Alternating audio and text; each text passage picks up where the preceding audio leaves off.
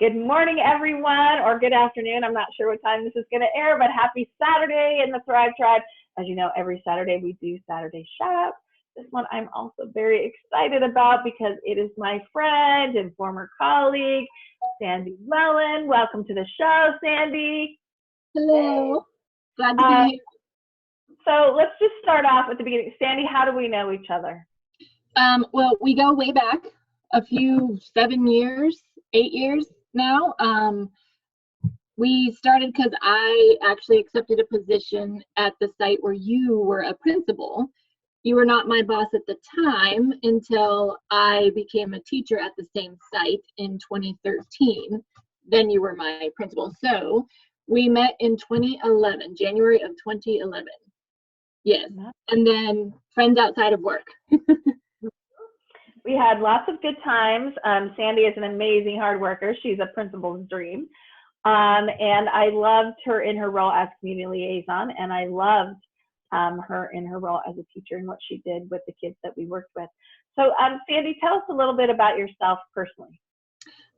Well, I am, okay, part of me is standing right over here trying to sneak in, which is my kid right over here. Okay, hi Nate.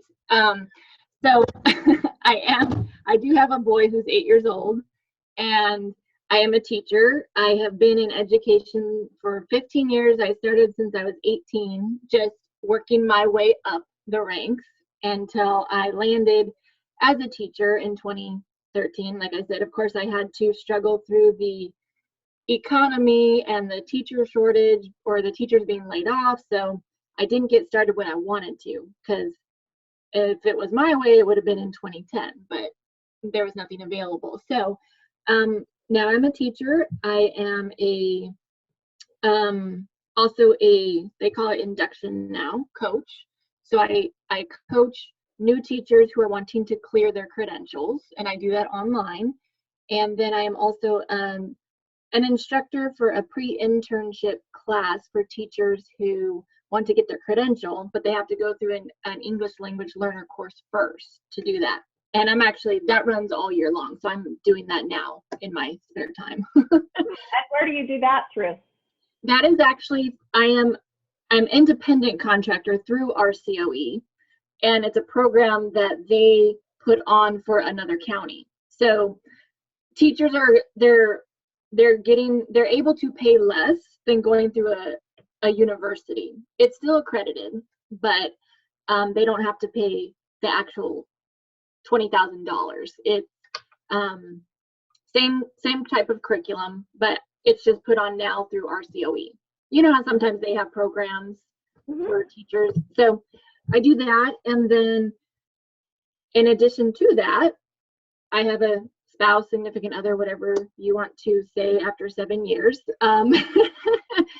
that, you know, we have our vacations and stuff, and then my son plays baseball.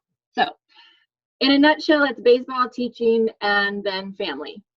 So I want to explore this baseball thing because we're friends and because I see your posts, and it seems like you are always at a baseball game. Yes.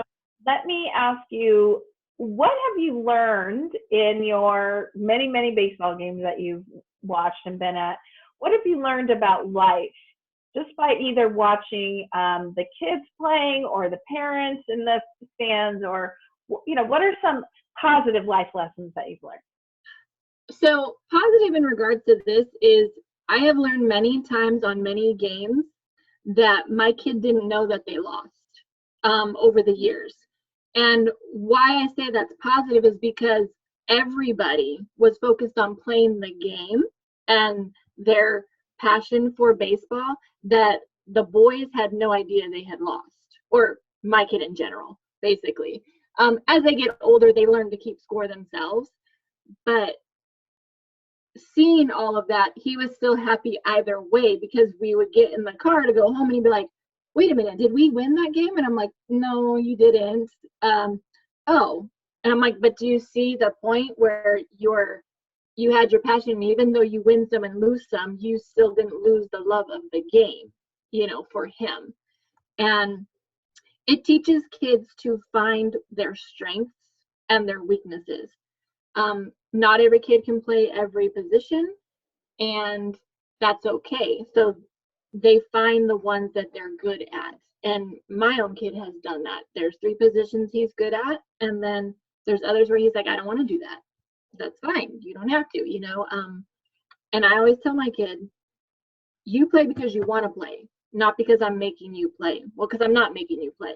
I go, however, my son is talented, and it would be a shame if he didn't want to play, because I love being on the sidelines cheering him on and seeing what he has grown into.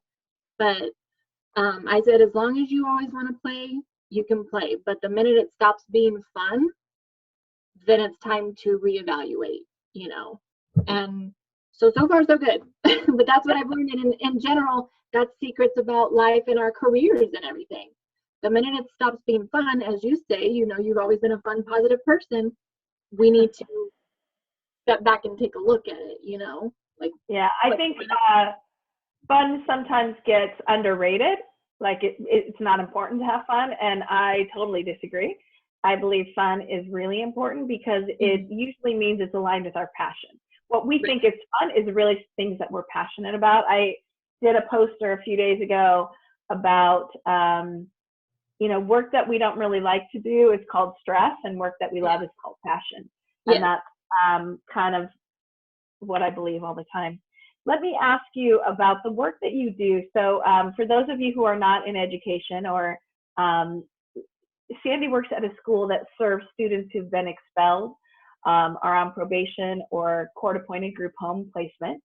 And generally speaking, and this is the area that I worked in as an administrator, these are at-promise youth that sometimes other people are quick to discard. Quick to give up on, quick to not have any expectations of. And one of the things that I love about you, Sandy, is that you never lowered your expectations of those students. A lot of times in special ed and alternative ed, the bar is lowered, thinking that it's some form of love for the student. It's good intentions, right? It's like, oh, these kids have a hard life, so I'm going to not make them do math, or I'm not going to make them do English. And for me, that goes against everything I believe in, because they have a hard life, they need their education more than ever. And so in a loving, supportive way, we give them academic press. Can you just talk about your beliefs on that, and some of the things you do in the classroom when the kids just like want to give up and don't want to do anything? Well, and to further explain for others who may not be education or aware of our sites, if you remember the movie Dangerous Minds and Michelle Pfeiffer, that is totally me, you know. And it's that I'm me in the beginning of the year, and then my school year, I grow with the kids, they grow with me, and it's fun. I love what I do. I love who I teach. And for these students, I have told them from day one of every school year, I don't care why you're here. And I mean that in a positive way. And they kind of stop and they look at me, and I'm saying, what I mean is, you being here in my room doesn't change what I'm going to give you as a teacher. It doesn't change the fact that you're here to learn, or, you know, we're going to learn differently just because of why you're here. You made a silly mistake, whatever that was, and I don't care. And when they hear me say that, they're like, okay, she's really here to be our teacher and teach us. And, you know, if a kid gives up, and we have had a few, I have to continue to push them. And I like to encourage my kids, find out where is their struggle, why are they giving up, what else can I do to help them. And it can be exhausting sometimes, because we can't get them all, but we can get some. So if you know at the end of the day that you tried to get them all, and maybe only you got 10 out of 20, you still did a good job, and I mean, I usually have all of my seniors I get them from when they're sophomore to 12th grade. So when I get 12 kids out of 14 seniors graduating, I've done my job.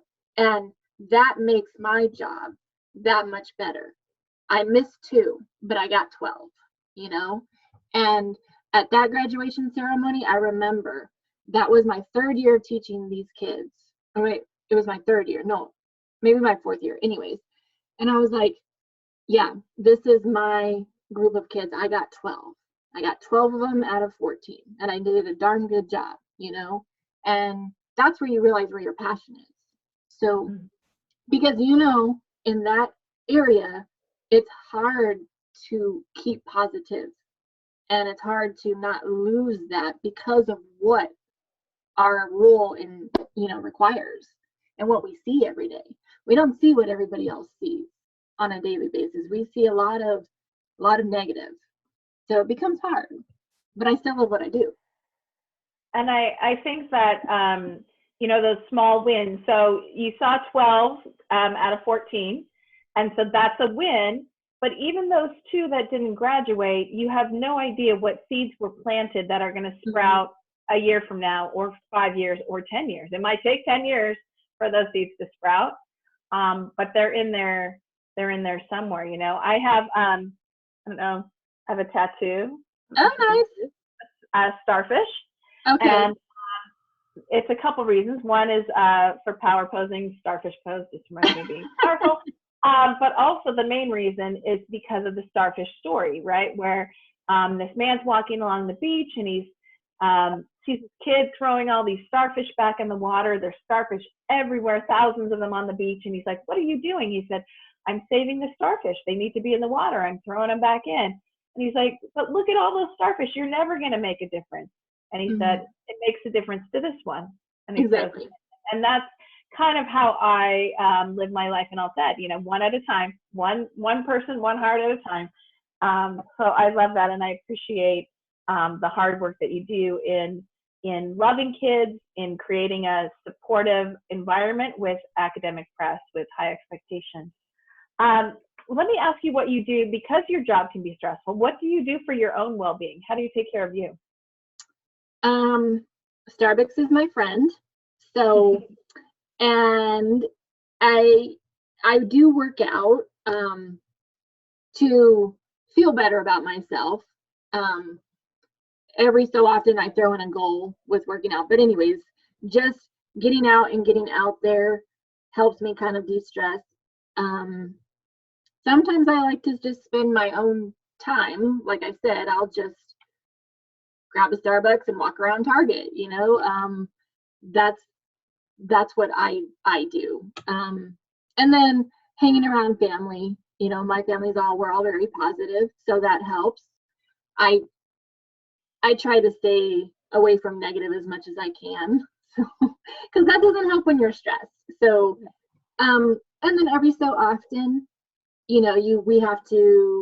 I have to do something that makes me feel better, whether it's getting my hair done or that kind of thing, or buying a new outfit. I don't know, Pampering yourself. Yeah, exactly. But that's kind of what I do.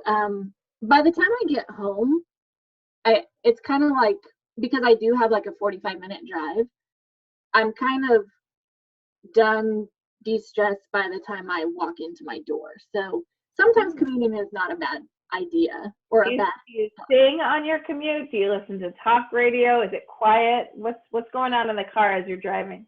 Well, if I'm not on the phone, legally on the phone, Bluetooth, I have it in my truck. I will listen to music, yes. However, I'm usually on the phone with a significant other who also works in alt ed. So we vent to each other because we drive separately. But by the time we get home, we're done talking about it. And so he understands what I'm talking about. I understand what he's talking about. And then that's it. And so that helps us. That's not everybody's situation, but that is ours. And it's very nice that somebody else understands what I'm talking about. So it's kind of like they're not just casually listening. Oh, okay. They really get what I'm saying. So he does. So that's part of my de-stressor. Nice. All right. Well, now comes the time. I'm going to ask you some questions from this little box. This is called Table Topics for Happiness.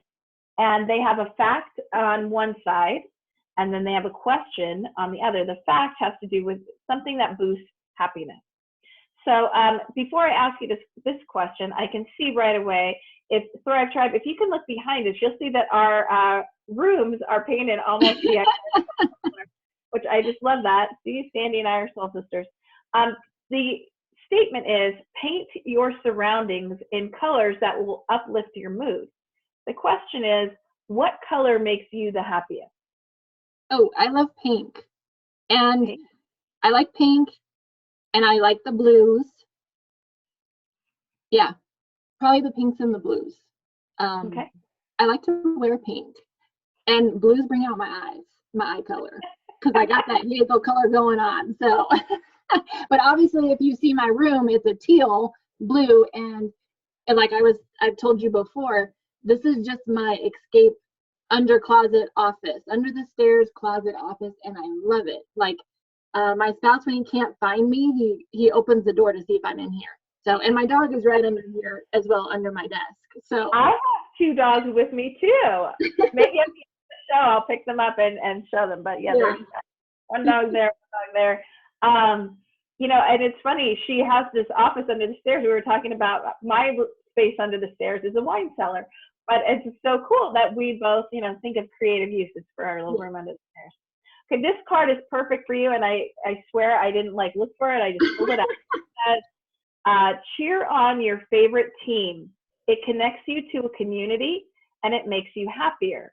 The question is, what were the favorite games you watched in the last year? So this could be a game of Little League, or it could be a game on TV, professional, any game. What was a favorite game? Okay. I think my computer froze for a minute, but I think I still got your question. So, well, favorite game, obviously I'm going to pick anyone that my kids played, but any one of his that he plays is my favorite games to watch.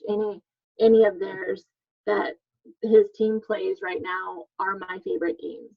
So little kids playing baseball are my favorites, because it's amazing to see their talent and what they come up with in their head when it comes to stealing bases and hitting those home runs, and just how they process, and that they are good sports. So I love watching that. Nice. This is a quote by somebody named Werner Erhard. He said, happiness is a function of accepting what is. Who's the most surprisingly happy person you know? Let's see. And besides you, because you've always been very happy, I am going to say my significant other, spouse, whatever, is probably one of the happiest people, because he's gone through a lot in his life that we wouldn't even know about, and some people don't even know some things that do know him. But even in regards to all of that, he is just happy. He will not let anything rain down on him. He chooses to look on the positive instead of the negative, and which is why I talk with him on my way home, because he will bring my level down a little bit. And then if I say, oh my gosh, you know, I messed this up today, or I didn't do that, he's like, well, then you figure out how to pick it up and do it again. You know, like, how are you, you know, it's okay, get back in there, you know. And even when it comes to working out, like, oh my gosh, I just don't feel like it. He's like, okay, but you're gonna feel better when you're done, so you need to just go try and do it, you know, whatever it is. He's the positive person that I know the most, probably the most happiest, even despite everything that he's gone through. It's amazing that he's that way. So nice. I like it. And I know him, and he is very positive and an uplifter. And he's a pusher, so he's always going to push you. He has very high expectations, always going to push. Yeah, maybe that's what it is. Yeah, he's the pusher even in the negative situations. You know, that's to push you to keep going regardless. Yeah. Okay, so the statement is kind of just what we were talking about. It says, stop yourself from repeatedly thinking about negative events. The question is, what's your favorite way to distract yourself? To distract? To distract from negative thoughts. Wherever it came from, I just have to turn it off. And so what I mean is that if the negative thoughts are coming from work, I just have to leave work at work. If it's coming from, you know, I don't really get into negatives on social media, but let's just say it was, I would have to take a break from that.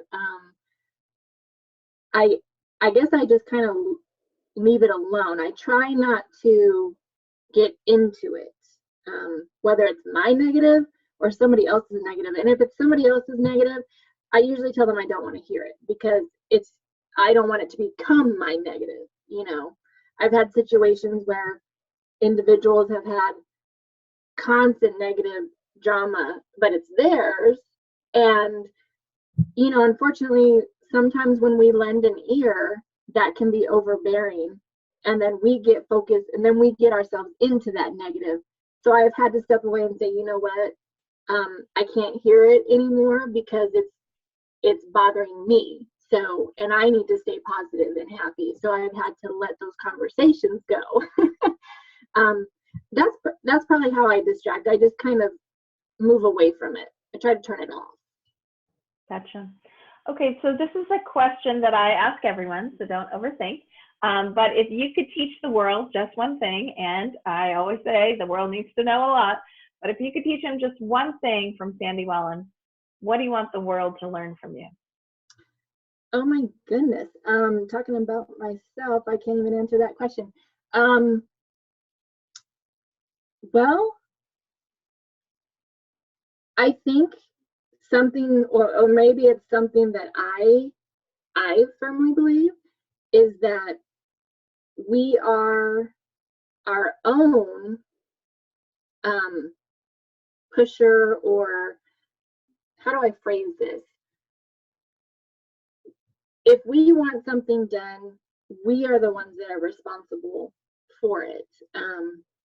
Meaning, if we want to go out there and get something, we're the only ones that are going to stop ourselves, because we personally, or me personally, has to be the one to push myself. So I've always said, if something doesn't happen, it's because I've allowed it not to happen, or I haven't figured out how to continue on. I've just given up. So I always tell people, the only person stopping you is you, or the only person stopping me is me, because I can figure out something. So maybe something to share is that if we want to do something, we just got to keep on trying and not let other people stop us, because then that could stop ourselves. But if we keep going, we can get to where we want to go, whatever that is, whatever goal it is.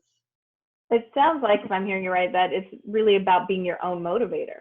Yeah. Your own obstacle. You're either one. You're either your own motivator and your own propeller, or your own obstacle. And so once you realize that, then you can make it work for you either way. Yeah, that's easier. Sum it up is exactly right. Yeah. That's my belief. That's not everybody's, but that's mine. That's what you want to teach the world. That's fine. Okay, so now comes the time, hopefully it's not too scary, that you can ask me one question. Yes, so my one question would be, what do you want to change in the world from you? Like, what do you want to give to the world by Joelle? Where do you want to contribute? There's so many things. I know. Like, what's your biggest goal? I think that I want, I mean, if I'm picking one thing, I would want to help every human tap into their highest potential. I think we settle a lot for this feels comfortable. Right. And if I could help every human tap into their highest potential, then I think the world would be a phenomenally different place. Because we would be our highest selves. We'd be coming from, you know, a place of high emotional intelligence, high empathy, high passion and purpose in our work and in our love and in our life. And so I would say helping people tap into that highest potential. Very nice. And that is so Joelle. All right. Well, thank you so much for being here today, Sandy. I really appreciate it. Thanks for being a part of the Thrive Tribe, where we're trying to just kind of do that, make the world a better place, one post, one positive comment at a time. And for the rest of you watching, I want to interview you. So send me a message or I'm going to come hunt you down and I want to interview you, because when we can hear each other's stories, we make the world a smaller, more connected place. Thank you again, Sandy. Have a great rest of your Saturday, and we'll see you soon. Bye, Thrive Tribe.